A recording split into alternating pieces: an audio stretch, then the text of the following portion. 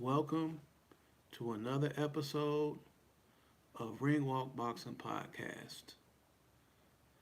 I am Bean, and it's like midnight here in Cincinnati, Ohio, USA.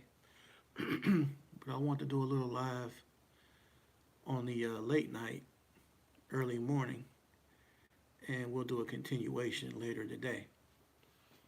So let's just jump right on in, right? All right. So let's talk about that fight on Friday night with Tiger Johnson of Cleveland, Ohio, and shout outs to him for his KO victory in the fourth round, I believe it was, against Nicholas Flas on ProBox TV. Um, Also, let's talk about the fights we just saw a few hours ago. Um, to me, the the best fight that I saw on the Virgil Ortiz and Erickson Lubin card um, was Darius Fogum and David Stevens, the co-main event. That to me was the fight of the night. Um, it, in my opinion, it's worthy of running that fight back. It ended up being a draw, a split decision draw, super middleweight 10 rounder. So that was definitely a good fight. A lot of back and forth on both sides. You know what I'm saying? So I would be I would be down to see that one again. All right, so moving on to the main event, though, I knew that either guy could stop the other guy, but I was feeling like it was going to be a 50-50 fight. I felt like Erickson Lubin been in the trenches, and please hit the like button as you come in. I felt like Erickson Lubin, being that he had been in the trenches, fighting the likes of Charlo and Sebastian Fundora, that he could weather the storm if the tide got tough. Um, but in the same aspect as what we saw displayed earlier, Virgil Ortiz didn't come to play. He didn't come in there trying to feel around and box around or nothing. And then what I first was noticing about Erickson Lubin was him allowing Virgil to kind of push him back. So he kind of stayed towards the ropes too much. I thought he would at least kind of use the fact that he's a southpaw, kind of use the fact that he's a southpaw to his advantage and box a little bit more and move around, try to stay in the center of the ring, but also, constantly moving around. But I knew once he kept going back against the ropes, it was just it was gonna be a matter of time before Virgil Ortiz started to step on the gas. You know what I'm saying? And once he got him on the ropes in that second round, man, he just started going to the body, to the head, and caught him with like that temple shot or that side of the head shot, and discombobulated Erickson Lubin. And pretty much from that point, it was over. He couldn't. He had no answer for it, and he was out of it. So, you know, pretty much we saw how that went. But what I was hoping would happen, and it did happen, was for Boots Ennis to enter the ring for whoever was to win the fight tonight. So it was cool to see Boots Ennis step in the ring and step to Virgil Ortiz and say how much he wanted to fight, and also to speak on the fact of how he is a different fighter. That basically that he's going to show how great of a fighter he really is when he fights Virgil Ortiz. So so the build up to this fight is going to be insane. Neither guy is a real big trash talker, but we've seen enough from both guys tonight. The little back and forth or whatever. Um, it's going to be a good build up to that fight. I just wonder where the fight might be at.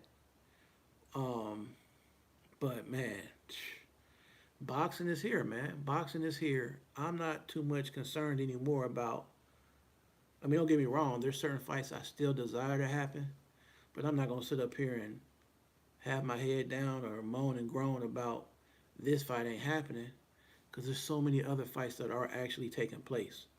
We get to see Virgil Ortiz versus Boots Ennis soon, and then it's said that it's official that Shakur Stevenson versus Tefimo Lopez is going to happen. That's another fight I definitely want to see because it's definitely an intriguing matchup, you know. And for people that are Shakur fans or just a lot of people kind of like are swaying towards Shakur to win, saying that he has the mobility, the boxing skills to move around and to beat Tefime Lopez.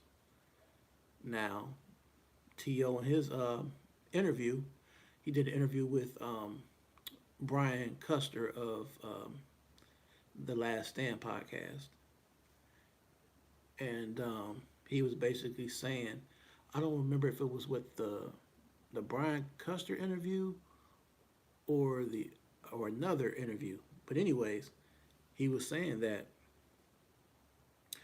he's been studying Shakur Stevenson and watching and seeing small little technicalities that he could expose. Um, and we're going to see, when they fight. But Tafime said some areas in the there are some areas where Shakur Stevenson where he can capitalize and expose certain things that Shakur Stevenson does. So it's going to be an interesting fight, man, to see if T.O. can actually be consistent and have a good fight because he's always that type of guy that he's like hit or miss. You never know what version of him you're going to get. But I'm hoping that when we see this fight, we're going to see the very best version of Tefime Lopez. Because if we get the best um, version of Tefime, and if he takes notes from Zapata, not just everything Zapata did. I'm just saying like the small things he did to have success. The times that he had Shakur against the ropes, he had some success there. If he pays attention to those small little details, and then brings forth his own, what I'm saying, his own attributes, I think Tio can cause the upset and beat Shakur Stevenson. Shakur is good, but I don't think that he's so far superior on the level to where people think that he can't be touched. He does get hit, and that's the thing about these guys. These guys do get hit, um, and Tefime has decent punch power. So we're gonna see. Just let me know what y'all think in the chat um, about Tefime versus Shakur Stevenson happening, and who you think would win. But also let me know what you felt about that Virgil Ortiz victory over Erickson Lubin tonight. I would like to know y'all's opinion as well.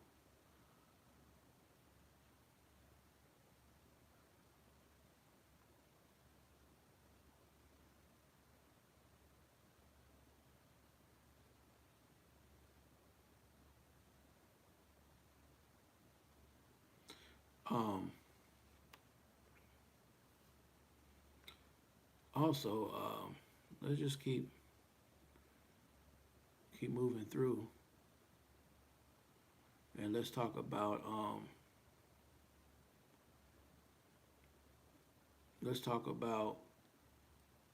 AJ for a quick second. So Anthony Joshua is rumored to potentially train under the Usyk camp. Um, and I want to know, is this a good thing or a bad thing? I don't look at it, in my opinion, in a negative sense. Now it's obvious Usyk is only one Usyk, so no one could ever train to be Usyk or to adapt his style and do what he does. You know, he has the type of physical twitch muscles. He has a type of footwork. He's the perfect size and height and weight to do the things he does. That makes him very special. Anthony Joshua, we know, is a lot much. He's a few inches taller. He's a lot more muscle mass and bulk. So he wouldn't obviously be trained to fight like Usyk style, but he would get probably pointers on some defensive tactics, probably better blocking, a little bit of head movement and stuff like that. There are some little small tweaks I think that they could give AJ that would definitely that he could definitely put in his toolbox if he was to train under the Usyk camp. Because we all know that, or at least most of us know, he kind of had that good relationship with Klitschko, where AJ and Klitschko um, share a certain level of respect for each other, and I'm pretty sure he got some insight and some inspiration from Vladimir Klitschko. Um, so just let me know what y'all think about AJ potentially training in the Usyk camp and your thoughts on that. Um, so back to what we talked about with Boots Ennis versus Virgil Ortiz, being that Virgil Ortiz had a second round stoppage of Erickson Lubin. Boots versus Virgil Ortiz. How do you see that going? I would like to know what you feel about that matchup and how do you see it going? You know, um, man, I gotta go with Boots on this, but it is stranger things do happen. But Boots, I just believe this is his time. I believe it's his time, and he's focused. You know, laser focused. Trains hard, eats right, does all the things mentally strong. Um, no distractions really. He just really the type of guy you could tell that lives a pretty clean life. So I want to know what you feel about that, y'all. Make sure you hit that thumbs up. I appreciate it.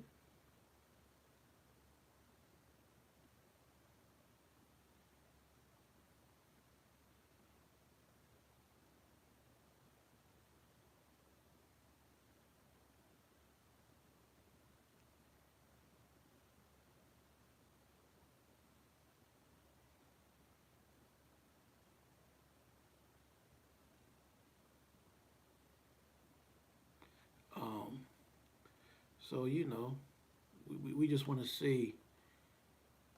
This would be the time to see where Boots. Um, we see the eye test, and people are saying they want Boots to step it up. They want to see him. Even Erickson Lubin had spoke prior to the fight tonight. Well, we need to actually see Boots in his fight these guys. We believe he has it. He has the goods from the eye test.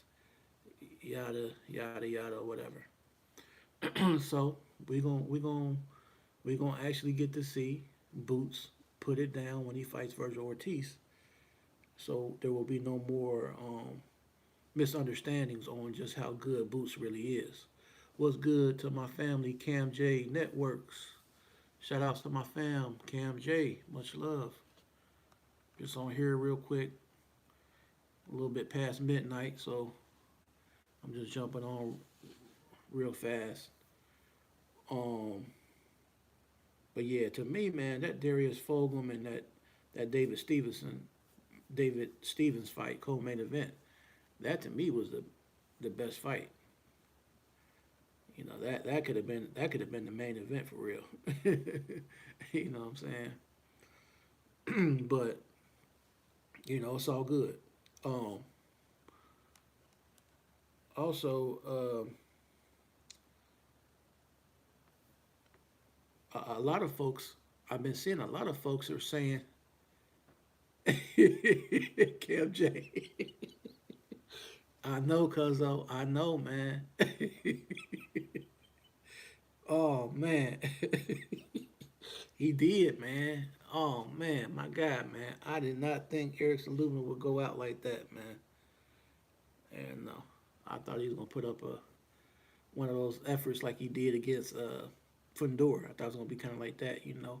He get the worst end of it, but he's gonna be in a war. But not so much, man. Not so much. Um, a lot of people, what I'm seeing trending is, you know, I edge David Benavidez to beat Anthony Yardy, but a lot of people are saying Anthony Yardy gonna walk through. Um, I mean that David Benavidez is gonna walk through Anthony Yardy. Do you feel that he's gonna just walk through him? Is it gonna look like the the Virgil Ortiz versus Erickson Lubin fight? You know what I'm saying?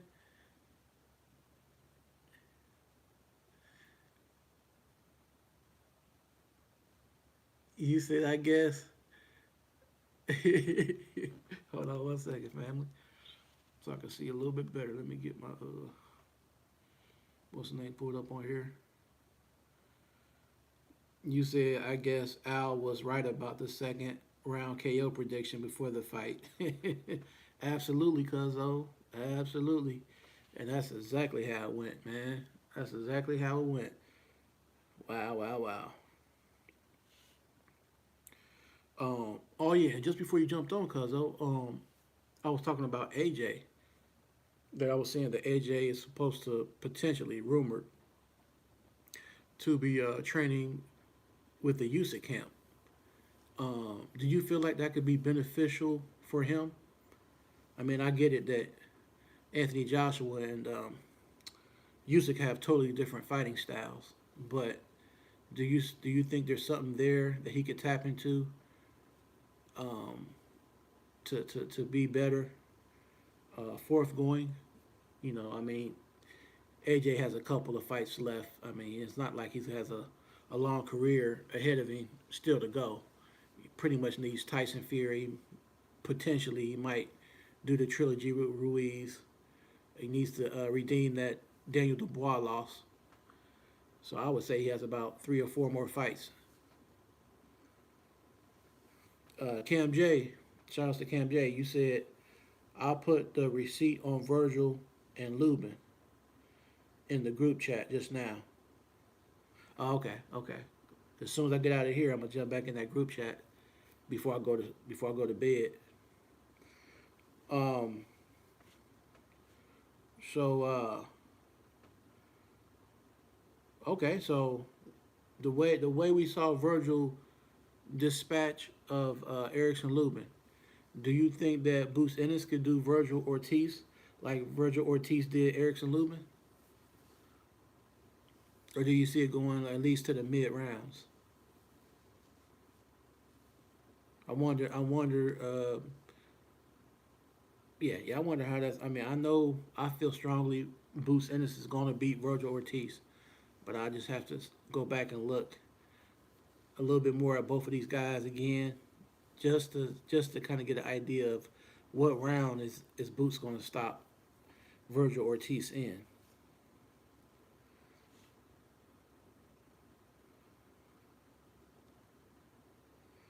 But yeah, like you said up in the comments before, Cuzzo, you said Erickson Lubin went out like a lame tonight, man. That was terrible, man. Cause that's I like old Erickson Lubin for real.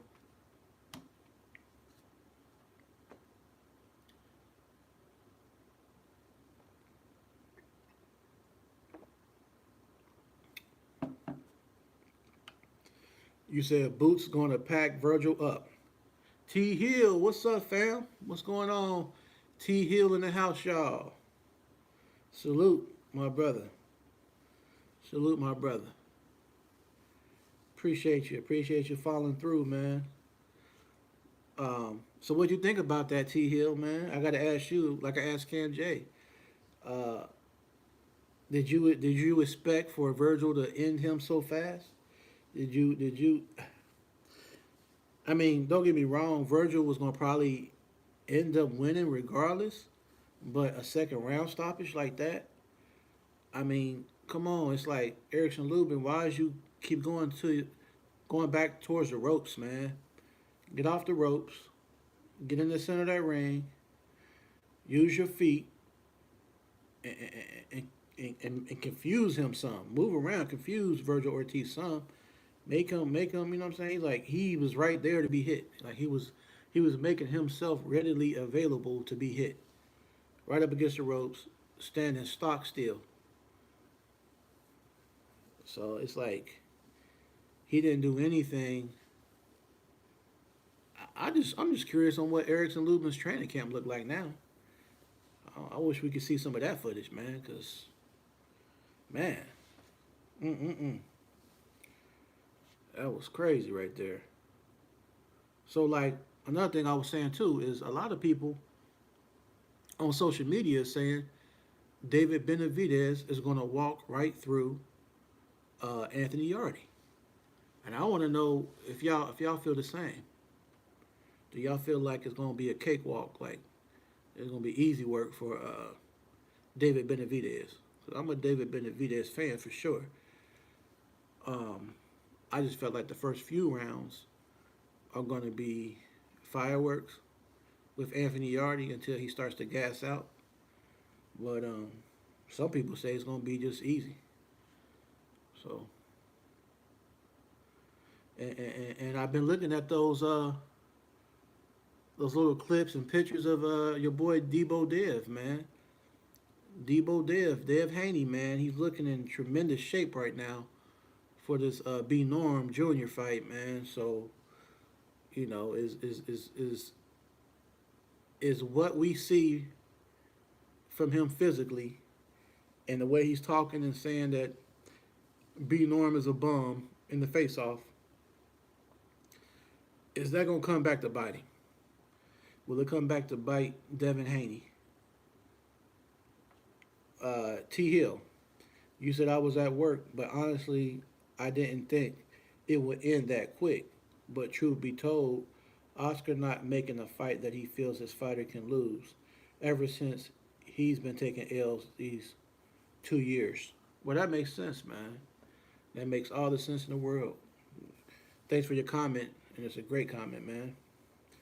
Well, I mean, the fight is so short, man, that even though you off of work, man, once you get in, just turn it on, play it back on YouTube, because it ended pretty fast, man.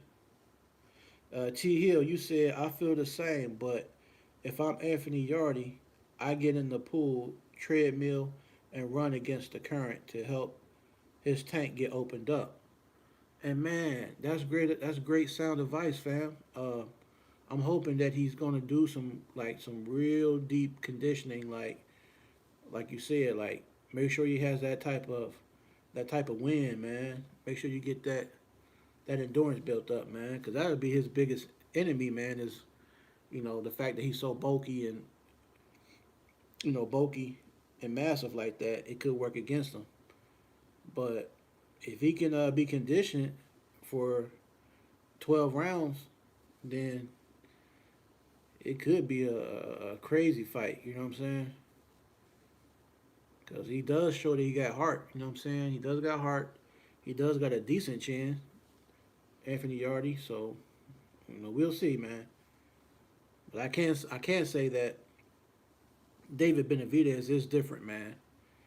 When Mike Tyson calls him the Mexican monster, man, he lives up to that for sure, man. Because David Benavidez, the thing about him that's so crazy, as you start to decline physically in the later rounds, he's still turning up. So he gonna still be, amped up mid rounds, championship rounds. He coming for you, like he did Caleb Plant. and like he did Boo Boo Andrade, Demetrius Boo Boo. Um, so what about Devin Haney and B Norm Jr. Man? Do you have a prediction for that, T Hill?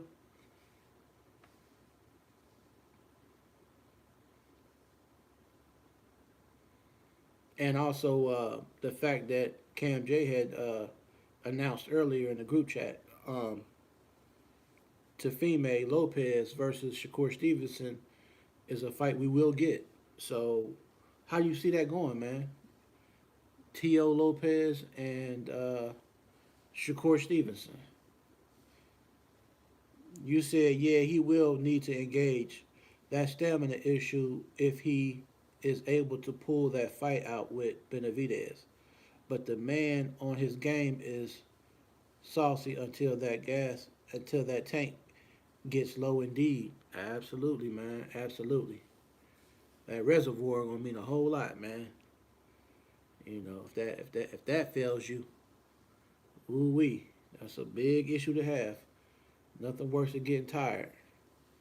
You got to go in the deep rounds, provided you make it to them rounds and don't get clipped. You know what I'm saying? But it's gonna be a good fight as long as it lasts, and that's gonna be a good card, that Riyadh card, man, because we got Debo Dev and B Norm Jr. on that card, Abdullah Mason and Sam Noakes. So that's gonna be another good fight. I mean, it's gonna be a good card, man, and I'm looking forward to that card. Definitely looking forward to that card, man.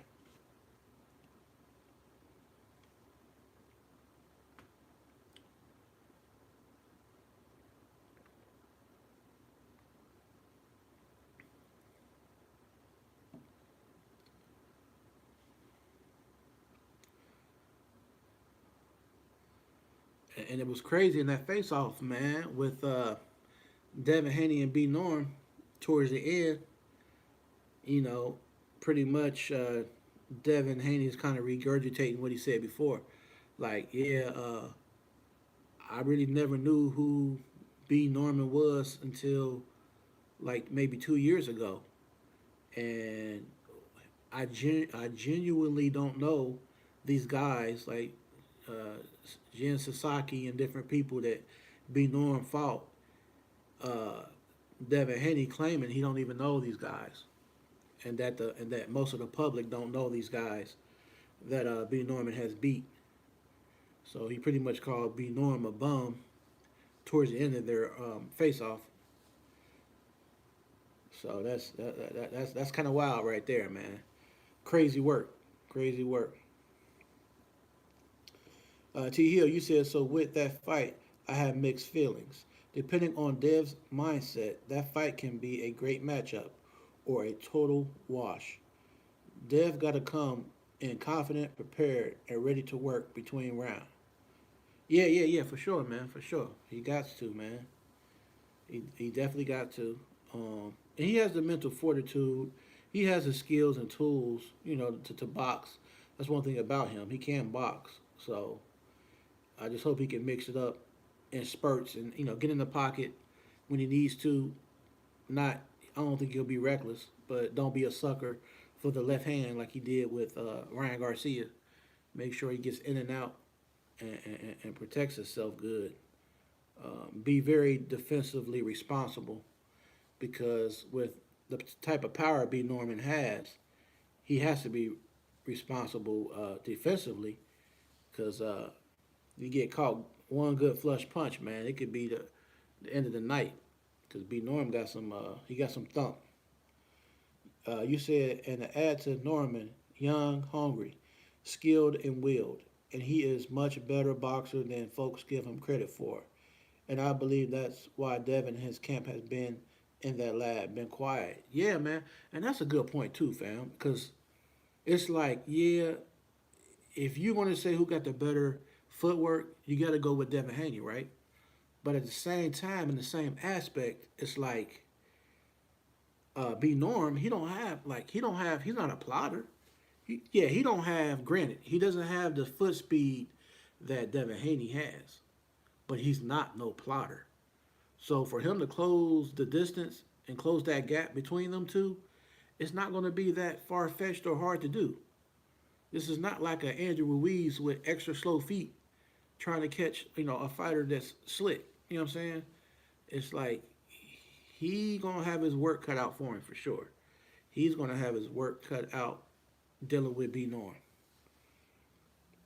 T Hill, you said that being said, I got to fight Norman by stoppage rounds 8 to 10, or Haney by split decision if he can take it the distance. I like that prediction, man. That pretty much sounds solid right there, and I can definitely agree with that, man, for sure.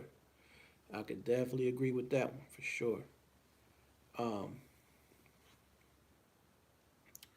Let me go back to my thing real quick. Oh, so I mean, now that we seen what Virgil just did, what do you feel about Virgil when he fights Boots Ennis though? How do you see that one going? Boots Ennis versus Virgil Ortiz. That's a fight to look forward to.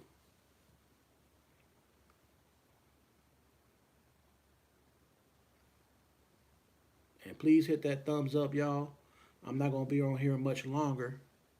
I've been on here about a half hour, so I'll be on here a few more minutes. But I appreciate y'all pulling up and chopping it up with me for a minute on this late night. At least here in Ohio, it's late night, 12:36 a.m. And let's talk about the fight next week, man. Um, the rematch, uh, Chris Eubank versus Connor Benn. That is a 50-50 fight. Well, I'll say a 55-45. I feel like Chris Eubank is going to. Will he stop him? Oh, man. It's possible. Chris Eubank, to me, I think that he was getting. He was showing signs of being hurt in their first fight because of the fact he was trying to make that weight and he was looking weight drained.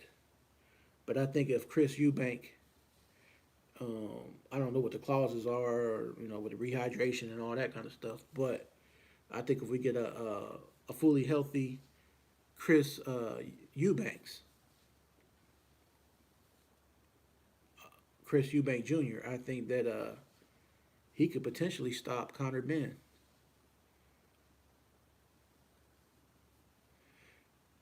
Um, T Hill, you said the T.O. Kerr fight. My inclination first and foremost is, will T.O. be able to negotiate out to fight him on the press? And with that being the case, I have Shakur if that fight actually takes place. Okay, man, that's what's up, man. Yeah, we just hope that T.O. don't pull a fast one because we know a tiger don't change his stripes and a leopard don't change his spots. So we show gonna see. We show gonna see. Um, T Hill, you said, but I honestly don't believe that fight comes to fruition. Yeah, man. Yep, yep. I don't believe it, but I'll be optimistic and I'm hoping that it happens. T Hill, you said, as far as Boots and Ortiz, don't let the smooth taste fool you. Boots has been waiting a boxer's lifetime for a moment like this, and with that performance, they'll actually feel like Ortiz has the favor. Okay, okay. I mean, shoot, bro. I just can't wait till that happens. I'm really happy with these fights that are coming to fruition versus the fights that are not happening. You know what I'm saying? As Cam J spoke on, and Matt. Shout out to Matt, Brunch Boxing. That hey, when you look at the fights that are happening in the landscape of boxing, it ain't all bad, man. It ain't all bad like people make it out to be. Um, so yep. You said T Hill. You said, but Boots too fast, too skilled, too athletic, and too raw for Ortiz. And I got Boots by explosive knockout on a hell of a fight while it lasts. Man, I agree with that one, man. I definitely agree with your sentiment on that one. On your sentiment on that one. All right, man. Well, right before I wrap it up, man, Conor Ben Eubanks Jr. 2. Um, do you have a prediction on that one?